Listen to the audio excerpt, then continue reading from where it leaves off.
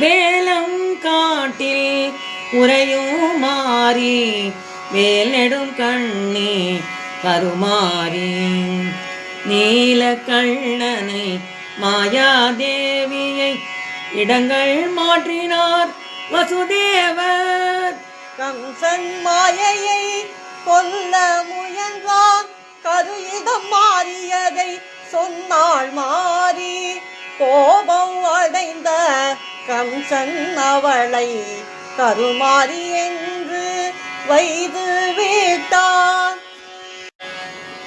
தைப்பூசத்தில் பிறந்தவள் மாறி வேலங்காட்டில் புற்றில் வசித்தாள். பாம்பின் வடிவத்தில் வசித்த மாரியை மீட்டே கோயிலும் குளமும் கட்டினார்.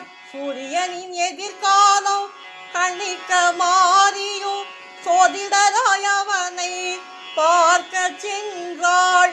சூரியன் மாரியை பார்க்க மறுத்தான், கரியாய் அவன் மாற சபித்தாள் மாறி.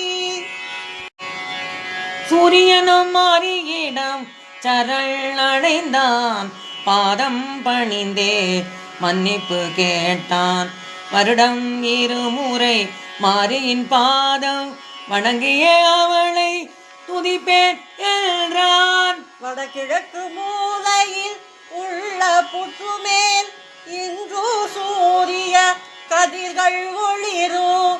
வேர்களின் காடாம் திருவேற்காட்டில் வேதபுரி ஈசனு கோயில் கொண்டான்.